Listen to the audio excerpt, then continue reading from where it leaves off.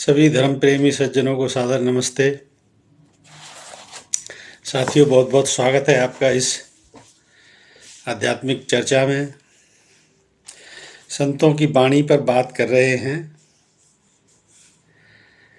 और कल से कबीरदास जी की वाणी का प्रसंग चल रहा है, तो आज दूसरा दोहा लेते हैं। वाणी संत कबीर जी। चरणन लाग करो बरियाई, प्रेम प्रीत राखो रुझाई। इत मन मंदिर रहो नित चौसे, कहे कबीर परहु मत धौसे। बहुत अच्छा दोहा है। चरणन लगे करो बरियाई, चरणन लाग करो करूं बरियाई, मतलब आपके चरणों में रह करके आपके गुणों का बखान करूं। चरणन लाग करो बरियाई, यानी आपकी छत्र था छाया में रह के, आपके चरणों का दास बन के, आपकी शेल्टर लेके और आपके गुणों का बयान करूं।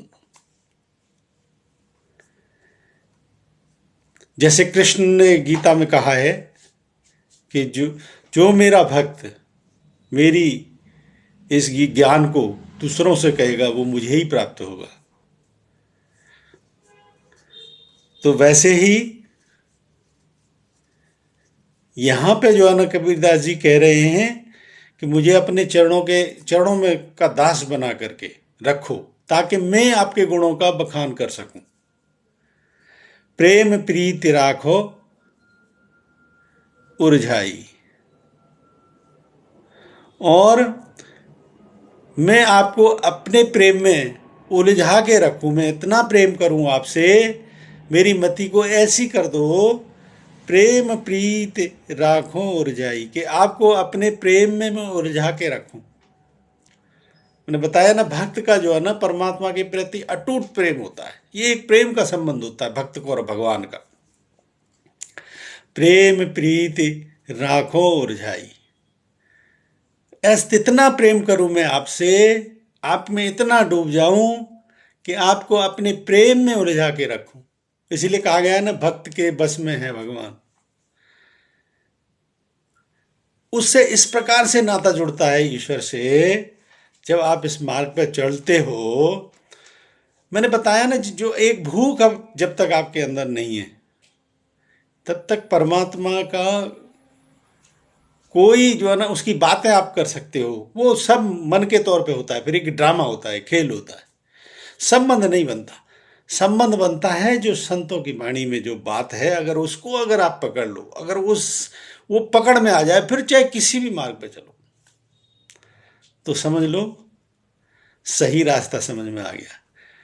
तो संत जो है ना, इस प्रकार से भगवान से प्रेम करता है कि वो, जैसे कबीरदास जी कह रहे हैं कि इतना प्रेम करूं, ऐसी मेरी मति को रखो कि आपको मैं अपने प्रेम में ही उलझा के रखूं, और ऐसा उलझा के रखूं कि मेरी मति कहीं इधर उधर न भटके। फिर आगे क्या कहते हैं?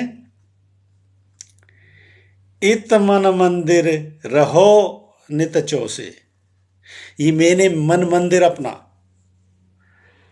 रहो नित चौसे, इसी में रहो। मैंने आपके लिए इसको निर्मल किया है। सारे विकारों को इस मन मंदिर से मैंने आपके लिए दूर किया है। और कहते हैं ना कि जहां पे परमात्मा है वहां पे ये विकार रहते ही नहीं, इतना मन शुद्ध हो जाता है, ये आपके अधीन हो जाते हैं। कहने का मतलब है, जो इंद्रिय वेग है, जितने भी इनकी बाहर की गति है ना, वो सब आपके नियंत्रण में होती है। तो कबीरदास जी कह रहे हैं कि ये मैंने मन मंदिर आपके लिए निर्मल किया है, इसी में रहो। कहे कबीर परहु मत धौसे, और कभी, कबीर कहता है कि कभी इस मन मंदिर को छोड़ के उधर उधर मत चले जाना, सदा इसी में रहना। मैंने इसी को आपके लिए इसीलिए ही इतना निर्मल किया है कि आप इसमें रह सको, आप वास कर सको। और परमात्मा के लिए पवित्रता ही चाहिए। परमात्मा का सीधा पवित्रता से संबंध है। जब तक आपका हृदय पवित्र नहीं है तब तक परमात्मा का कोई सरोकार नहीं है। जब तक आप शुद्ध नहीं है पूरी तरीके से, जब तक आपके अंदर राग द्वेष छल कपट ये दूर नहीं है, इसका मतलब तब तक आपका आंतरिक हृदय पवित्र नहीं है, और पवित्र नहीं है तो परमात्मा का कोई सानिध्य नहीं है, परमात्मा की कोई सामीप्य नहीं है, फिर कुछ भी नहीं।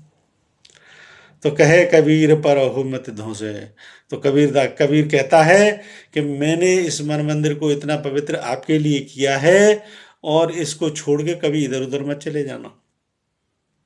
कहने का तात्पर्य है कि मेरी मति को हमेशा ऐसी बना के रखना कि मैं इस पवित्र जो मैंने किया है अंतःकरण को, इसको मैं दूषित ना कर बैठूं कहीं उधर उधर भटक के, और मैं दूषित कर बैठा तो फिर आप चले जाओगे, फिर इसका मतलब यही है कि संबंध टूट जाएगा। कितनी बढ़िया बात है। चरणन लाग करो बरियाई, तुम्हारे चरणों में रह के तुम्हारे गुणों का बखान करना चाहता हूँ। प्रेम पीत राखो उलझाई, और आपको अपने प्रेम में उलझा के रखना चाहता हूँ। इत मन मंदिर रहो नित चौसे, और ये मन मंदिर मैंने इसलिए आपके लिए ही निर्मल किया है। कहे कबीर पर मत धौसे, और इसे छोड़ के कभी दूसरी जगह मत चले जाना। इस प्रकार से आज हमने ये दूसरा भी दोहा कंप्लीट किया, और ये पहले खंड में कबीरदास जी की वाणी के जो है ना ये दो ही दोहे थे। इसके बाद जो है ना दूसरा खंड स्टार्ट हो रहा है। दरअसल हर एक खंड में जो है ना फिर दूसरे रूप की चर्चा होती है, थोड़ा सा दूसरी डायमेंशन की। तो इसमें इस खंड में सिर्फ ये दो ही दोहे थे, लेकिन दोनों कितने महत्वपूर्ण हैं। कल एक की हमने व्याख्या की, आज और इसकी व्याख्या की है। तो कहने का तात्पर्य ये, परमात्मा से इस प्रकार का आपका संबंध बनना चाहिए। और क्यों बनना चाहिए, सबसे बड़ी बात यही है, सबसे बड़ी बात यही है कि अष्टांग योग में देखो बात करते हैं तो नियोग की बात की जाती है, कि इंद्रिय निग्रह की बात की जाती है। क्यों बात की जाती है? क्योंकि जब तक आपका इंद्रिय निग्रह ही नहीं है, पवित्रता नहीं है, तो परमात्मा से कोई संबंध नहीं है। सीधा इसको अर्थ सरल भाषा में अगर आपने समझना है तो ऐसे ही समझो कि जब तक आपके हृदय की पवित्रता नहीं है, निर्मल नहीं है हृदय, इसका मतलब यही है कि आपके अंतःकरण में वो जो है ना वासनाओं की, विकारों की वो लेयर्स पड़ी हुई हैं। यही पर्दा है आपके और परमात्मा के बीच में, यही पर्दा होता है केवल। और इसीलिए ही इंद्रिय निग्रह की बात की जाती है, योग के मार्ग में निग्रह की बात की जाती है। कबीरदास जी जो कहते हैं कि वो खुद ही कह रहे हैं कि मैंने तो ये निर्मल आपके लिए किया है।